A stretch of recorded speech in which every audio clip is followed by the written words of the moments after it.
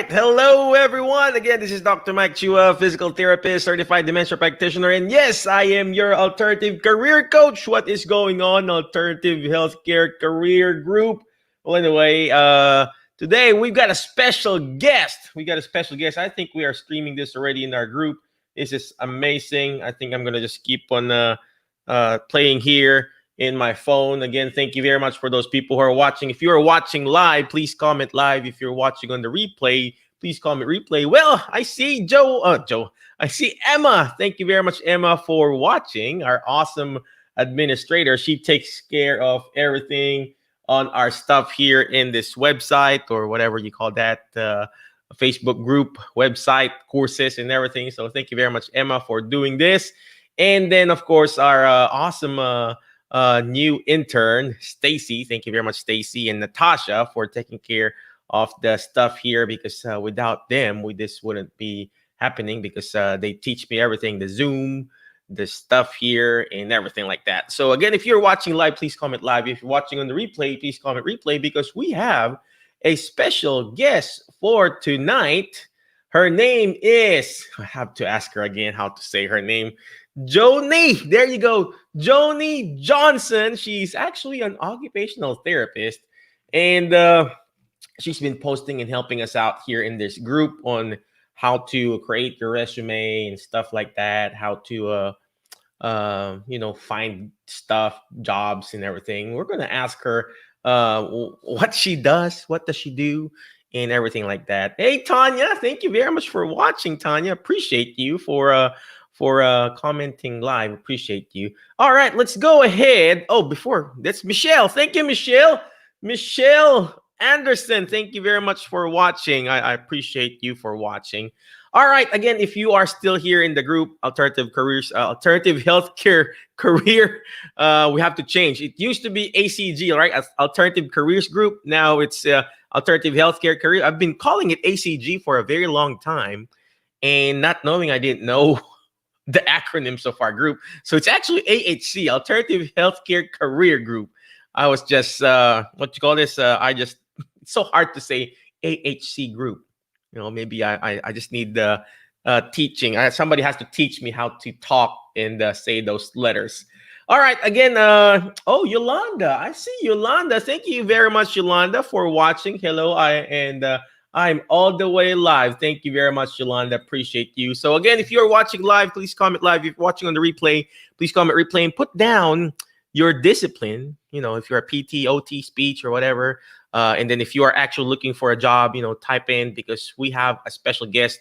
It's Joanie, Joanie Johnson, and she's going to help us out, and then we're going to ask her stuff. All right, Joanie, let's go inside there you go, Joanie.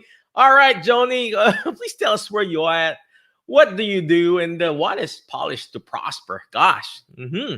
Yeah, so thank you so much for having me on the show.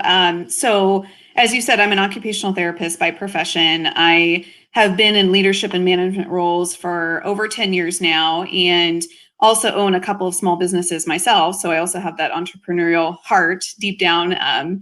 And so a couple of years ago, I got into resume writing primarily because my current role is very content writing heavy, and I work very closely with human resources because I manage a large program for a hospital system over here on the West Coast. And in my current role, I got a lot of experience writing job descriptions, writing interview questions, being on interview panels, and through that experience, I had a lot of friends and colleagues ask me, hey, do you mind looking at my resume? I'm having a hard time finding a job. Or can you look at my business plan and give me some feedback on content writing? And so the resume writing started somewhat organically and sort of fell on my lap in the sense of, finding that people really could benefit from some help with resume writing, cover letter writing, LinkedIn, job searching, and also interview coaching, which is another service that we offer. So Polished to Prosper offers all of those services. So professional resume writing, cover letter support, job search tips and tricks, LinkedIn profile help, as well as small business consulting for those who are wanting to start their own business or work for themselves. Oh wow. Oh wow. So you're an OT. So and then you became leadership position and everything, and then you realize, hey, I think I can guide and coach people how to do this. Right? Is that correct? Hmm. You mentioned. Yeah. Being on working for large hospital systems and working closely with HR and being a hiring manager for many years myself, I've come across lots of resumes, been in a lot of interviews, and sort of have grown in that area and able to, be able to identify key candidates. I've seen a lot of resumes and a lot of interviews. And so through that experience and also doing a lot of content writing for my work, decided to reach out and try professional resume writing, which I've done for a couple years now. So Oh wow. Oh wow. That's uh, amazing. we just rebranded our website, and Tanya Peterson, who's another occupational therapist, is coming on board with me and offering the professional LinkedIn help and support. And she's got a very keen eye for marketing and strategy for healthcare providers as well. All right. All right. Oh, wow. Well, again, thank you very much for watching live, ladies and gentlemen. I see Kobe Bakoy. Thank you very much, brother, for watching. He's a good friend of mine. He's based in Florida. Kobe, you need to connect with Joanie, brother. If he would always ask me, "Hey, I'm applying for a new job, etc., etc. Can you check out my resume and everything?" And I said, "Okay, that's good." Well, you mentioned about LinkedIn. Is it worth it to? There are different levels of LinkedIn, right? I mean, the basic, Mm-hmm. the premium, or whatever. And I always see the Mm-hmm. same questions in the group. Hey, is it worth it to get the LinkedIn premium or whatever you call that? And Mm-hmm. how do you beautify your LinkedIn profile? Right? So I think that LinkedIn is a little bit underutilized for those in healthcare. And, in my professional opinion, I think it can be a really great tool, both to make professional connections, to get endorsed on your skills and experience. And also research shows that professional recruiters, if you have your LinkedIn information on your resume and cover letter, 80% of them will look at your LinkedIn profile because it tells a little bit more about your work history, a little bit more about your story, your other professional qualities, and so it is a really great tool to demonstrate those skills, abilities, accomplishments in a very professional way. And there are a lot of functionalities of LinkedIn that will help with job searches. With some of the other packages that they have with LinkedIn, you can actually connect directly with recruiters. You can apply for positions through LinkedIn. You can belong to a lot of different types of groups, depending on your background, specialty, clinical expertise. And so I think that it is a very useful tool, especially for those that are wanting to really be aggressive in your job search.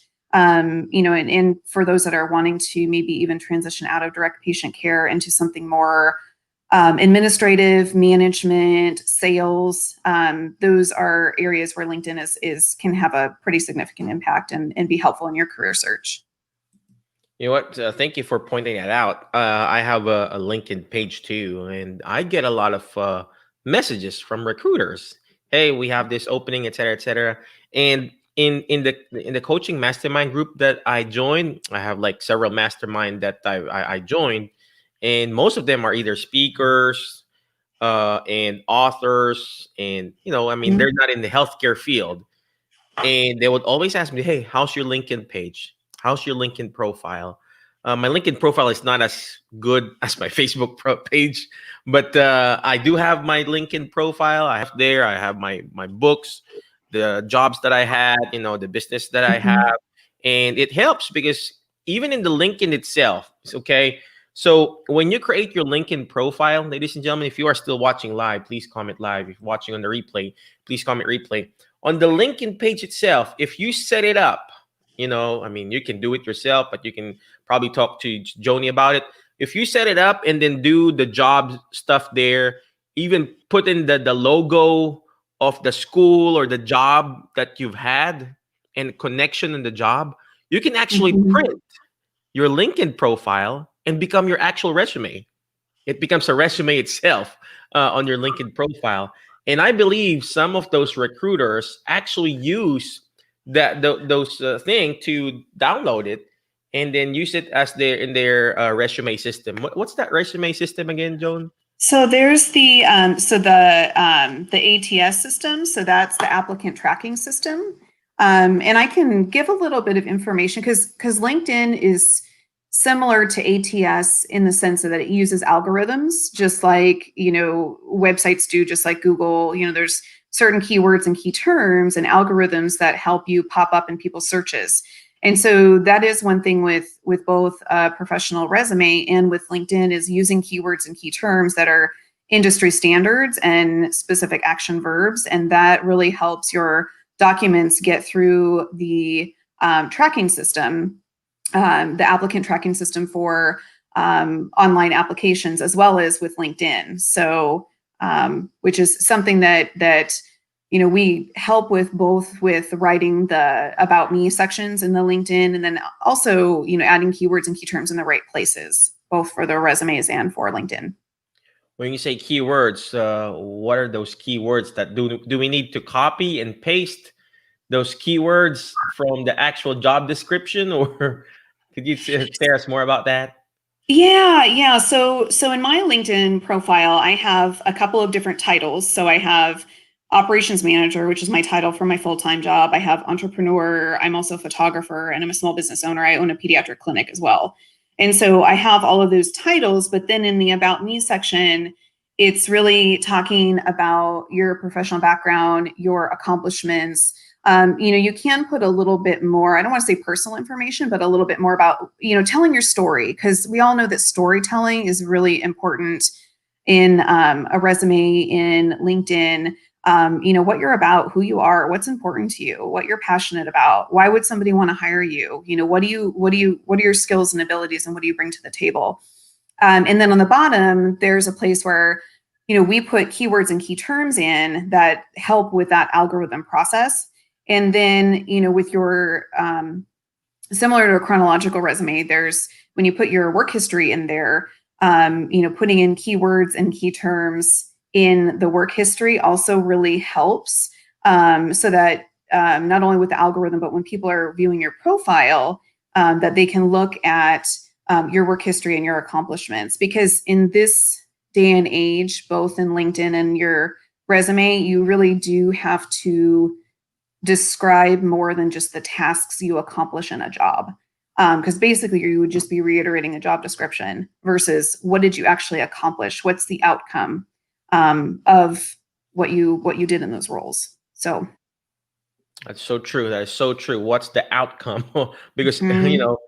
just like in any job or business, it's not the goal is not to please the customer, because everybody's pleasing the customer, right? The goal is to amaze and wow the Mhm. customer. And same thing when you're applying for a job and looking for a job, and there are a lot of qualified applicants there, and you have to learn how to not really work around, but make your resume really impressive, that it will pass through those computer stuff, pass through those Mhm.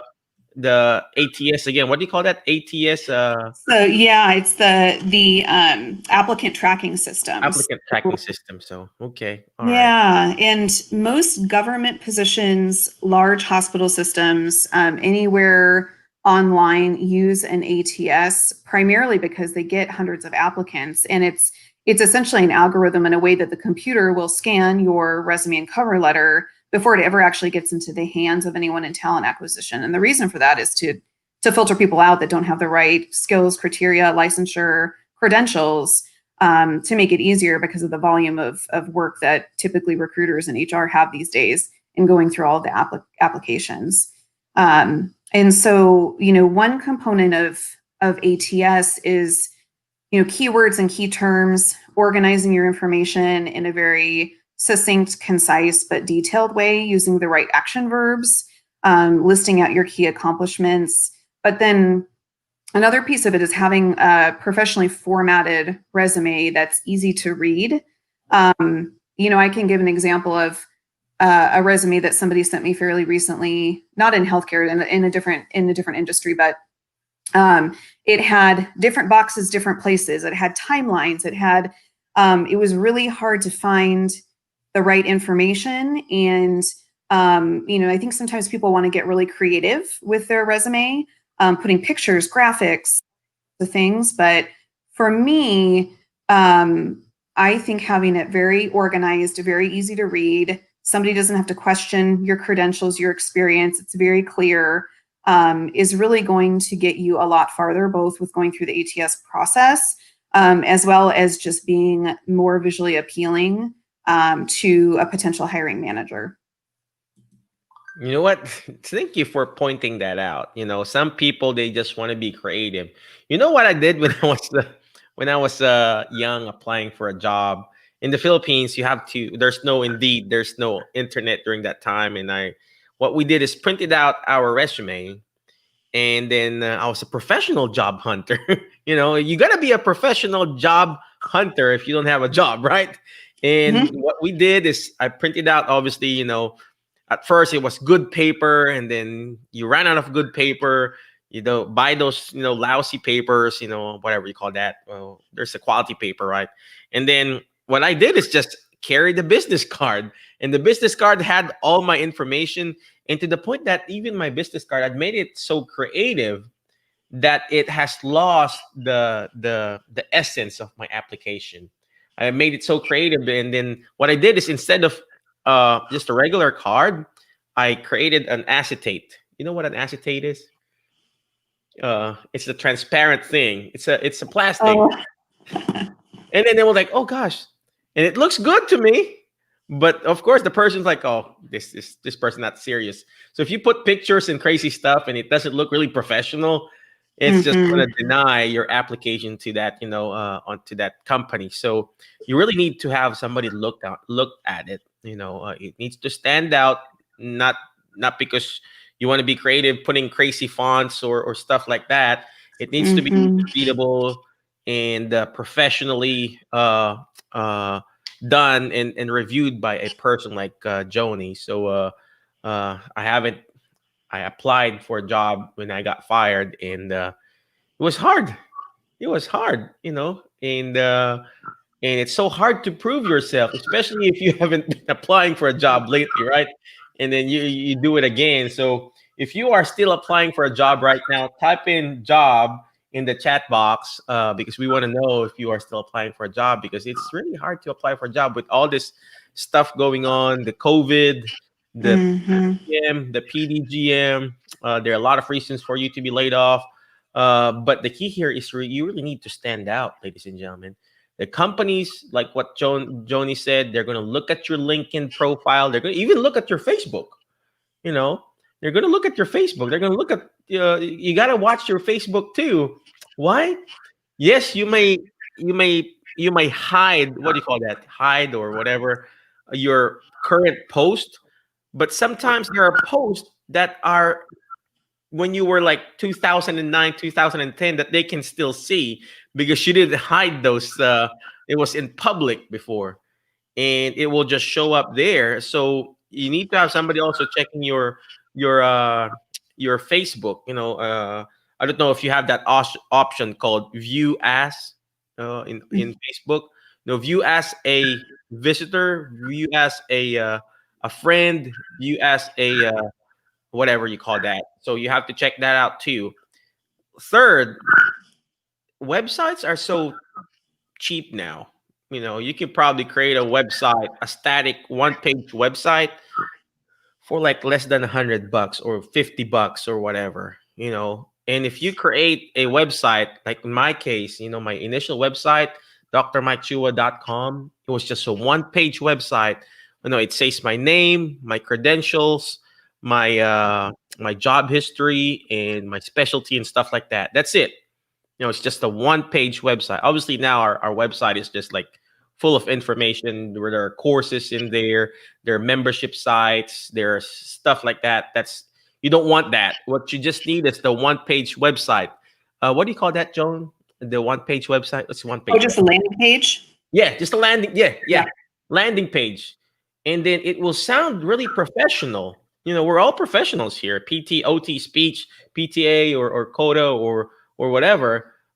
If you go into an app, what you call this, a job interview, guys, and Hmm. you say, "Oh, you can check out my resume, by the way, online at drmikechua.com or joaniejohnson.com." Sounds fancy, right? Even your emails are just so cheap now. Personalized email, it's just like $6 a month.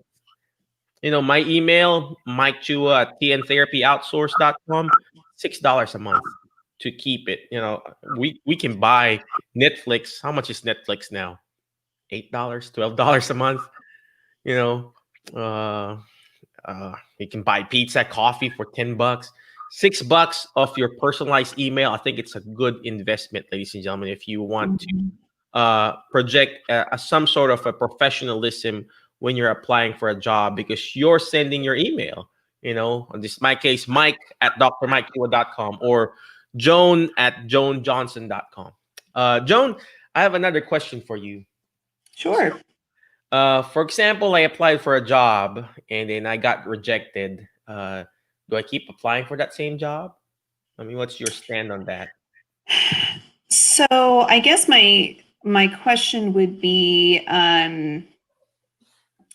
did a recruiter reach out to you? Did you get an email notification stating, why it didn't go through? I would check your resume, and did you write a cover letter? That's the other thing that I think is really important, is having a professional cover letter that's really tailored to that specific position, because a hiring manager or somebody in HR is going to take you more seriously if you took the time to look at the job description, align your skills, abilities, and accomplishments to what is in that job description, also with the culture of the organization. If they have a mission, values, something specific that they stand for, it always helps you stand out to have a really nice cover letter as well. I would say I wouldn't continue to keep applying for the same position if you haven't reviewed your documents and made maybe some sort of change.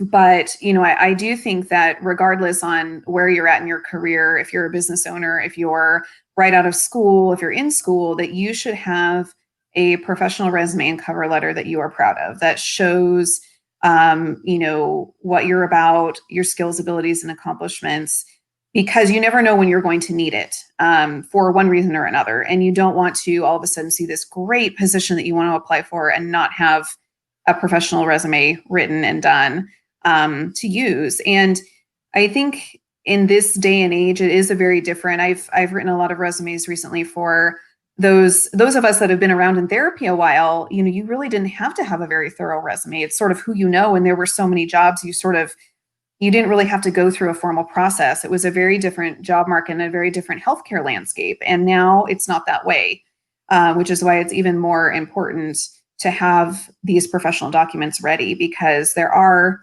is a lot of competition. Like you said, PDGM, PDPM, reimbursement changes, COVID, restructuring of organizations all across the board. That's really impacted all of our professions. And, I think that those really highlighting what you bring to the table is going to work in your benefit.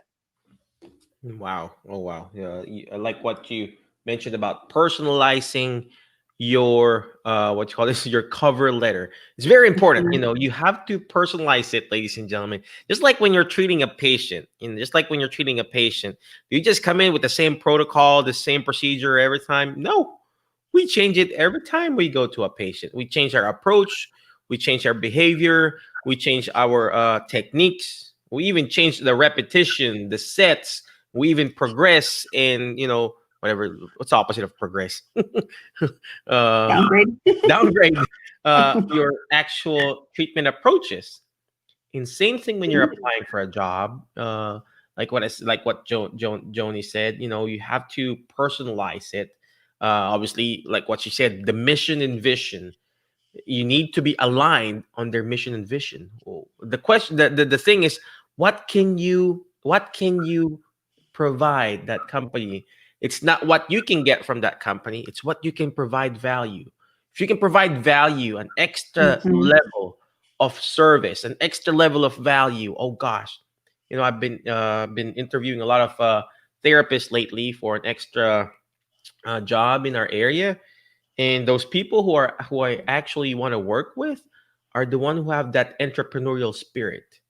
I mean, Joni probably knows this. She owns a pediatric clinic, and the people I want to work with I want to have the entrepreneurial spirit. We're in. How can I help you, Michael? How can we grow your clinic? How can we grow your practice? Versus somebody, how many hours can you give me? Mm-hmm. I'm like, Yeah. well, you don't even have a patient. We don't even have patients yet on that area. Why ask me? How much are you going to pay me, Michael?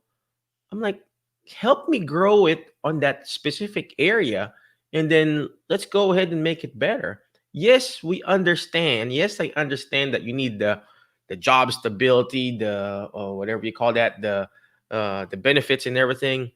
But it's what just like asking for, in a fireplace. There's a fireplace. Imagine there's a fireplace. You don't tell the fireplace. Is that a fireplace? Did you call it a fireplace? Right? Imagine there's a fireplace in your living room, and you're asking the fireplace to give you heat, and you haven't even done your part in putting the wood there and turning the whatever you call that, the light or fire on. You got to put the wood there first. You got to put the investment on that. You got to put the wood, a little bit of fire, of ignition or whatever you call that, and then you can ask more heat.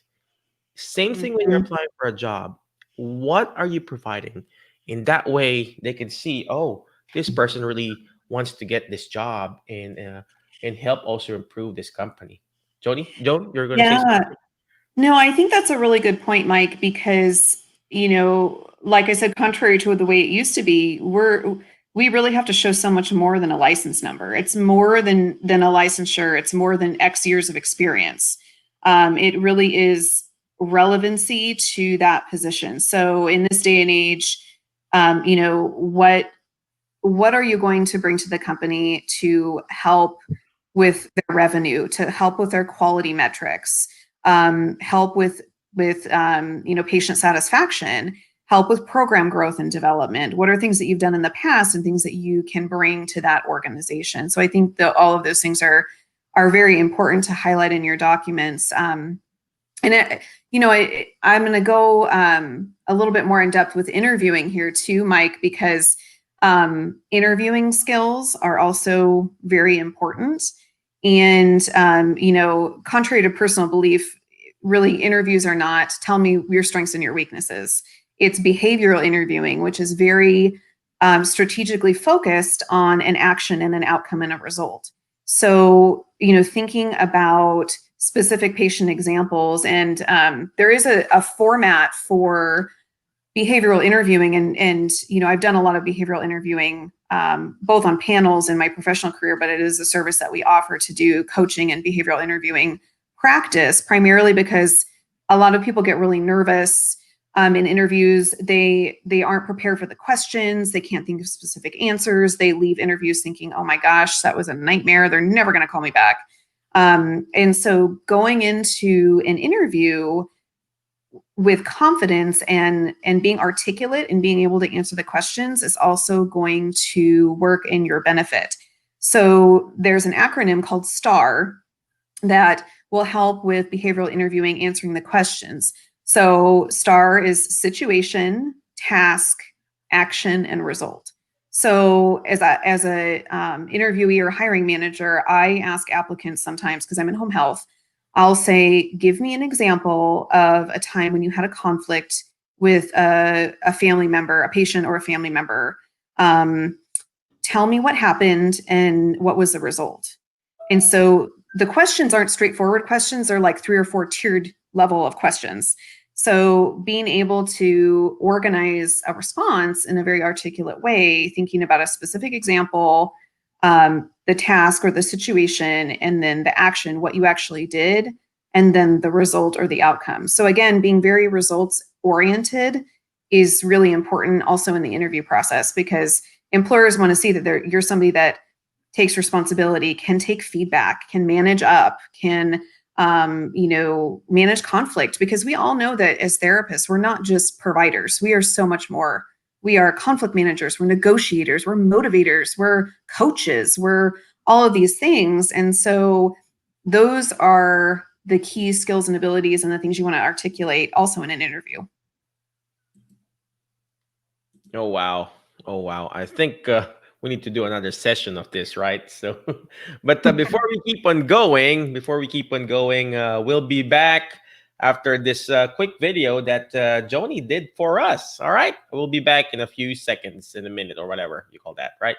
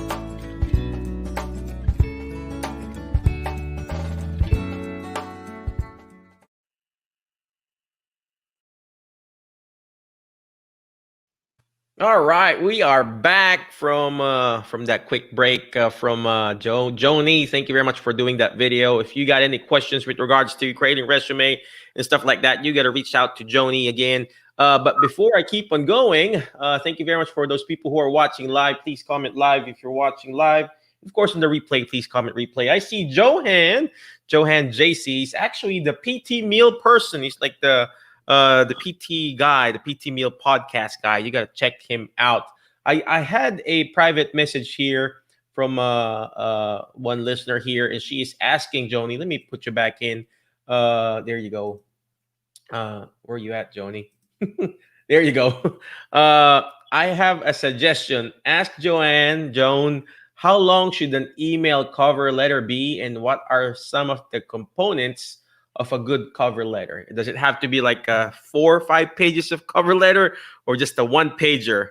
And what are the components? So, yeah, I think so. As far as the resume goes, I think it's a misconception that a resume has to be just one page, because I think if anyone in the beginning, middle, or and more advanced in their career, it's going to be really hard to fit everything on one page and actually have an employer get a real feel and idea of what you represent, other than, again, just a license number and years of experience. So resumes for mid-career or even students, I would say generally the resumes that I write are about 2 pages, primarily because of the headings and the different components. Is you want to have not an objective statement. I call it a professional profile, which is a summary of, mine might say passionate occupational therapist with visionary and leadership skills, wanting to build cohesive teams and work on strategic operations. And then it might have a couple of other sentences in the very beginning. And then you'll have a section that has core competencies, which would be more bullet point proficiencies. So, any specific electronic health record, EPIC proficiency, quality and risk, HIPAA, all the things, that you'd want to elicit your proficient in, and then going chronological. And there's different ways to write resumes. The ones that I primarily write are chronological resumes. I've done a couple functional resumes, but I don't really think in the line of healthcare they're quite as common. And then, of course, there's curriculum vitae for people that are more in research or education. If you're a publisher or an educator, then your resume might look a little bit different. But then having your specific education, licensure, and having it very clear and bullet pointed. And once you fill out all of those sections and have the relevant information, organized, clear, concise, and not redundant, I would say for the resume, it's normally about 2 pages.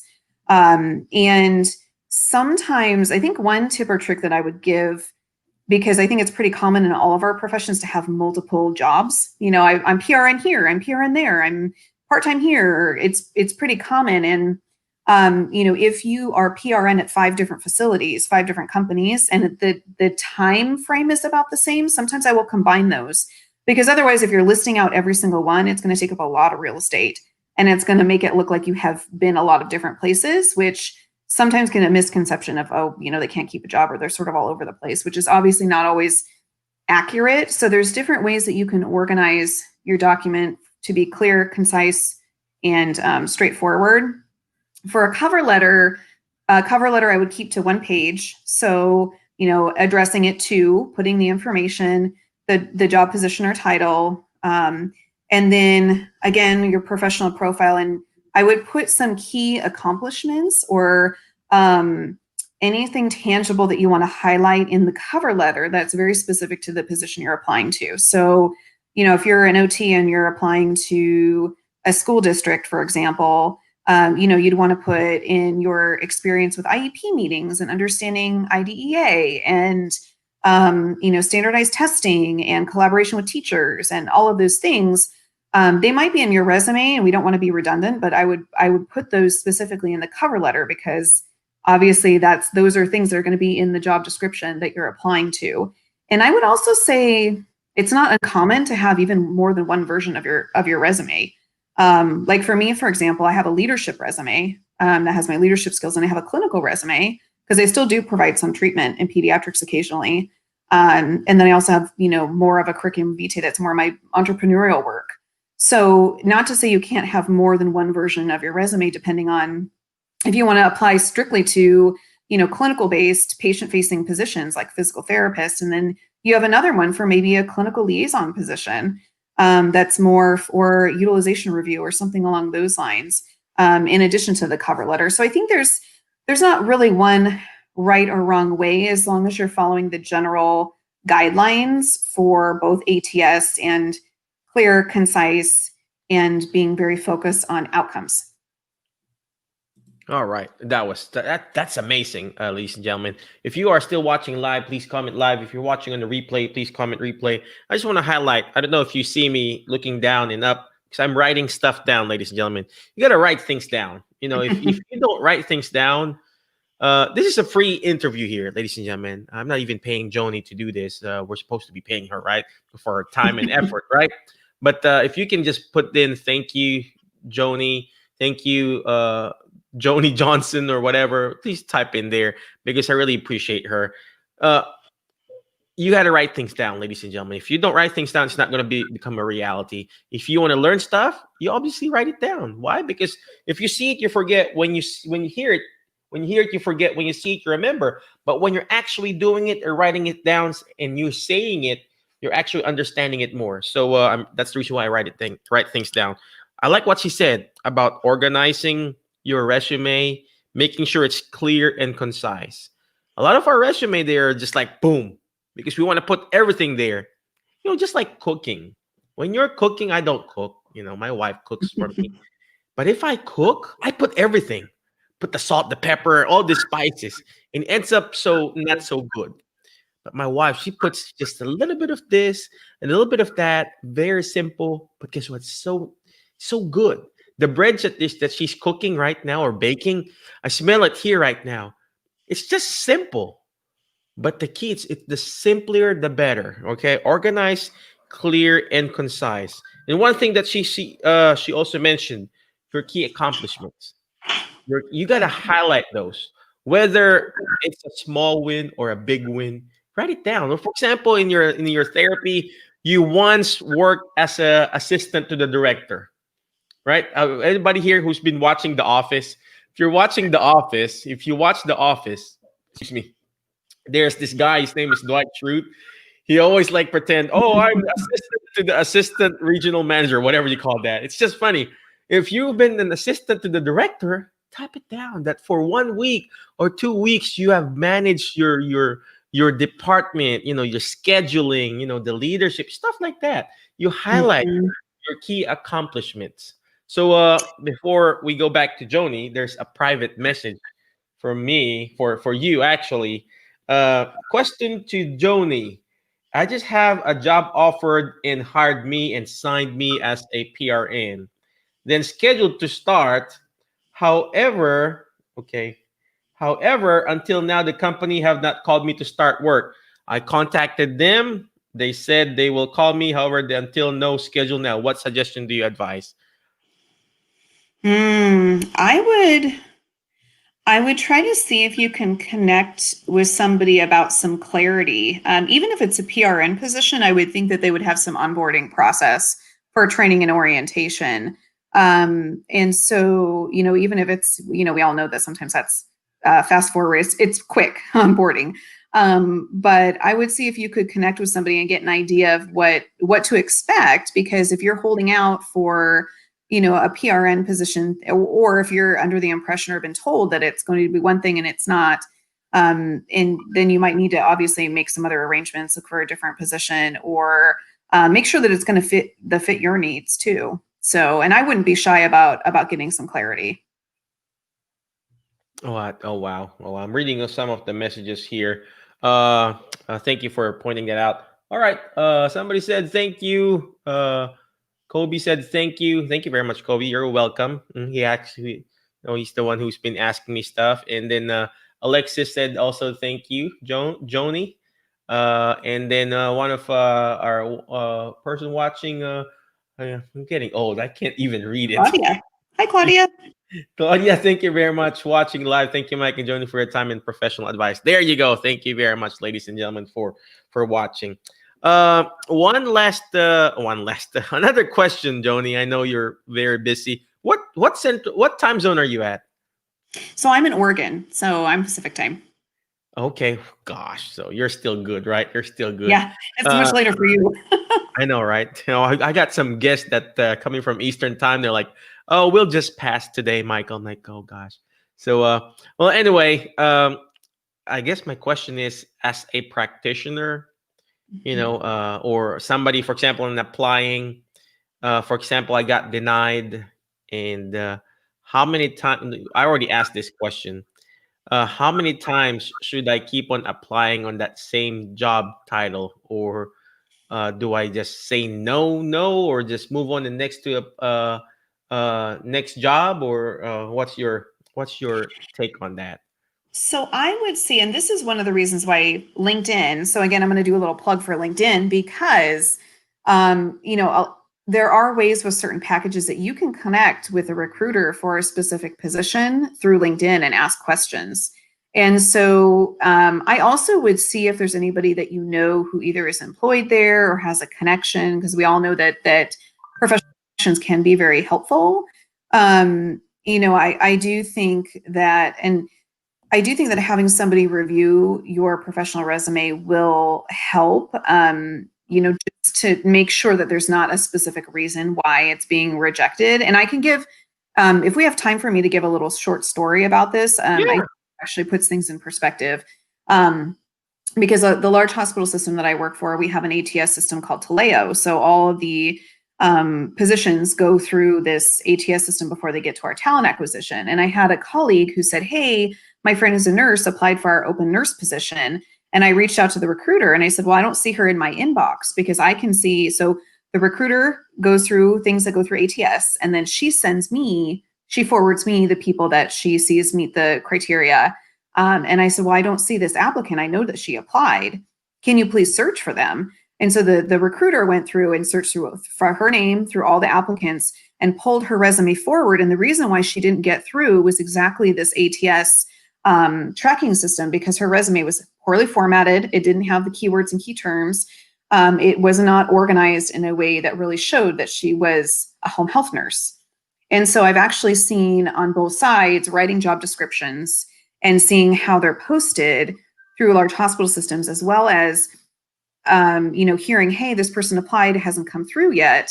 How important having a professionally formatted resume is. You know what? That's so true. Thank you very much for pointing that out. Well, work from home, be awesome says hello. Thank you very much for watching Work from Home and Be Awesome. That's my VA there. Thank you very much, Tasha. And then there's the question here from Yolanda. Yolanda, thank you very much for watching, sister. She's really a good student of mine. She's part of our master class. and everything like that. And she's asking, do you only do medical professional resumes or? Mhm. No, I've actually written resumes for lots of different fields of work. Retail, sales. I wrote a resume for somebody who was in a field that I knew nothing about, so I had to do a little bit of research. Um, I've written resumes for project managers, engineers. I would say healthcare is a little bit more of my niche. It's sort of my zone of genius because I know what we do. So and I also know both from a practitioner perspective and a hiring manager and business owner perspective what I would be and am looking for in a candidate. But a lot of the qualifications and guidelines for writing resumes are similar across the board, although the content and the context is a little bit different based on obviously your industry and the language in your and industry standards. So Oh, wow. Oh, wow. Well, thank you very much, Tony, for doing that, for answering that awesome question from Yolanda. Again, if you are still watching live, please comment live, and then if you have any questions for Joni, this is the perfect time to ask her some questions with regards to how to finally at least get your foot on the door, because that's the first part there, just getting your foot on the door. And then next is your personality now, like what Joni was talking about, your personality, your interview skills. Be interested, not interesting. I always say that when somebody asks, "Hey, any interview tips?" Be interested, interested in the company, interested with the CEO, the CFO, interested with the person that you're talking to, asking them. You're actually asking them a question because you're interested. Treat them like your patient. I don't know if you noticed, there are two types of therapists. The one therapist is the one who keeps on asking the patient. When you're evaluating a patient, you're always asking the patient, "Oh, what happened? Oh. So how did you fall? Did you hurt yourself? Did you lose consciousness? Did you slip? Where did you fall? Did you fall in the bathroom or in the kitchen or in the living room and stuff like that?" Somebody who's asking question versus a therapist who comes in, "Oh, it's just so busy today, Mrs. Smith. I have a hard time. Let's go ahead and do your evaluation today, or let's go ahead and do your treatment today." Same thing when you're applying for a job. Be interested. Don't be interesting. It's all about you. You talk about you. Talk about Oh, this is my achievement. Okay, yes, it's so nice to show your. I got several published books, and it's nice. It's good. It's a good marketing tool. But if you come in talking about you, they're not going to be interested in you. So the resume is the first step. You got to pass on the ATS, and then actually interviewing itself. Actually, when I got fired, I enjoyed interviewing because I get to go out and to be able to learn and do my interviewing skills. And I realized, oh, I need to work on my on my interviewing skills. How to be mhm, humble. mhm. Sometimes, I realize, humility is also very important, because there was a time in therapy that they needed us. So we were like, okay, fire me today, I can get a job tomorrow. All right. And somebody, okay, well, I'm gonna can't find it. And when I got fired, I learned the humility of asking for a job. Actually asking, "Hey, am I really qualified for this? Can I really do this?" And questioning me, and to the point that I'm being interested in them now. Not looking you're really desperate, but really being interested, genuinely. Is that how you pronounce it? Genuinely Genuinely. Mhm. interested with the company. So Well, and I'll say too, Mike, I can think of it. Maybe this is kind of an extreme example, but it's a good one that go comes ahead, yeah. times. It's So, funny. so being in home health, I had a person who had applied for a position as a home health RN. And in the phone interview with her, and I don't know how she ended up getting through the ATS screening process, but so in my phone interview with her, she said, "Well, I'm allergic to cats. I'm allergic to smoking, to cigarette smoke. I don't really like driving. I'm not very good at driving. I don't know how to use a GPS." And I thought, do you know the job that you applied for? Because you're in home health. You're going to go to all sorts of different places. You have to drive in the car. You're going to be stuck in traffic. You have to use your GPS. And I was sort of like, so I sort of stepped back and thought, she's clearly somebody, even if we were really desperate to fill a position, I would not have hired that candidate because she wanted to get her foot in the door to work for the organization, and then she would just transfer somewhere else. So we would spend all this time and effort training, orienting, onboarding somebody who really is not invested in home health. They don't really.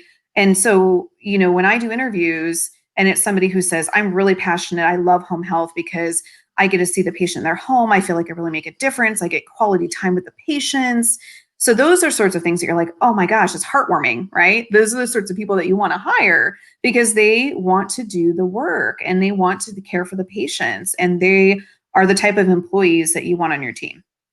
All right. All right. Oh, wow. I don't know what if you were listening there, ladies and gentlemen. She mentioned about the type of people you want to hire a team. So speaking of team, we have a team here. We're going to be going back in a real quick break. This is a team of Hello Note. HelloNote is a truly therapist-friendly practice management solution with integrated EMR that will enhance workflow, efficiency, and patient care. HelloNote reduces error and allows you to spend more time with your patients. It comes integrated with billing. Claims are generated once a note is completed. You can bill with one click and a patient portal, which streamlines the patient intake process. Beautifully engineered and cloud-based for easy accessibility, the software works on all platforms. You can access patient records from anywhere. We also offer 24/7 support. HelloNote is the practice management solution that you're looking for. All right. Thank you very much for coming over, for watching that. Hello Note, Steve Gluck. Thank you very much, Steve. He's actually an OT, and he's just an amazing person. And he's been helping me out with private practice. And without him and using his system, I'm going to have a hard time doing all of my stuff. So he's very, very supportive. And that's the reason why we have that short video with that. Before I keep on going, there's a comment here from Yolanda. She said, I need one for a PM or have it reviewed. What is a PM? Project manager? Okay. I don't know. Yeah. I've done some project Manager, management courses myself. Yeah. If you want to, Yolanda, if you want to message us through the website, we do offer a free resume, quick resume review service. So if you want to send us a message, I'm happy to look at it for you. Cool. Well, thank you very much, Joanie. So, Joanie, again, before I let you go, any last parting wisdom for those people who are actually looking for a job right now? And then after that, what website we can reach out to you? Mm-hmm. Oh, there you go. Yeah. So if you're on a job search for whatever reason, I mean, everyone's situation is a little bit different. I think we've all been impacted by COVID in one way or another, but if you're wanting to transition out of direct patient care, if you're wanting to go into a leadership position, if you're wanting to find something obviously that's remote and is going to work just better for your life, you reach out to us. We're more than happy. We can give job search tips and tricks too, as far as, where to look, how to apply. I think sometimes searching for a new position can be really overwhelming, especially if you're feeling defeated and frustrated. And so, we want to partner with you and help you in your search. So. All right. Well, again, thank you very much, Joanie. Where can we reach you again? What website? I think it was showing there earlier. So it's polish2prosper.com. Mhm. Why polish to prosper? So polish, like you're wanting to polish your documents. You're wanting to have them shine, stand out. And then you want to be prosperous, right? So whatever prosperous means to you doesn't necessarily have to mean financially prosperous. It means satisfied, satiated, any of those things. So you want to polish your documents so you can prosper. Amazing. Can you spell satiated? Just kidding. Oh boy. Let's just say satisfied, right? Satisfied, yeah. I'm such a foreign, English is the hardest language to learn, ladies and gentlemen. I was just telling this to one of my actually one of the nurses that I was working with, and she's like, Michael, don't you know this word? I'm like, no, English is not my first language. I had to learn. And I told her about the Charlie Horse's story, and wherein I called the patient, and And I called her, hey, can I go to your place and do some therapy with you? And she said, no, don't come over here because I'm having Charlie horses. I'm like, what is Charlie horse? I called the office and told them, hey, she doesn't want me to come in because she's having a friend named Charlie horses. And it's hard, very hard to learn. And this is real story too. This during our dinner, we were eating. My wife asked our kids, and she asked our kids, "What does 2 cents mean?" Because there's this guy that keep on saying, telling her, "Here's my 2 cents." But she does the guy that wasn't giving it weren't giving any 2 cents actually. So so yeah, English is a very hard language to learn. It says here, there you go, that's the spelling apparently according to alternative healthcare career. Thank you for pointing that spelling. And Kobe said thank you, said smarty topic tonight. Thank you, Kobe, appreciate you. Again, where can you reach you again, Joanie? Your website and your email. So it's www.polish2, the number 2, prosper.com.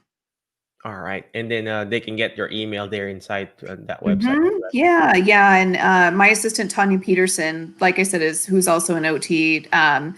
She's helping me with projects, and so we're pretty fast to respond. So I can see that. I see your response and everything in our group. Again, thank you very much, Joanie. I appreciate you. Again, thank you very much, Alternative Career Group. But before I let you go, always remember the word FAST, F-A-S-T, letter F. Find friends that will push you to your next level, because you are the average of the 5 people you hang out with. So who are you hang out with? Today, I hang out with Joanie Johnson. Guess what? I feel like I know Lincoln now. I feel like I know what to do now when I'm applying for a job. Hopefully, I don't need to apply for a job. And lately, I've been the one who's interviewing, but you'll never know. You'll never know. You learn from it. You learn from it. So the next letter is letter A. You got to learn how to take action, ladies and gentlemen. When you're applying for a job, don't wait for the perfect timing. Yes, your resume, it may not be perfect. Just keep applying. If you want to make it perfect, reach out to Joanie, and hopefully she can make it perfect. But it doesn't have to be perfect. The key here is keep applying.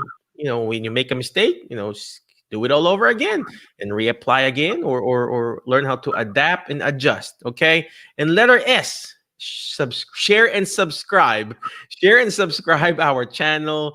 Share and subscribe our Facebook page, our YouTube page. Because the more shares, the more like, the better. Because we just want to grow our team. Because in that way we can help more people. Because the more people that we help, the more lives that we change, the better, right? The better. And last but not the least is letter T. Is teach it. Why? Because when you hear it, you forget.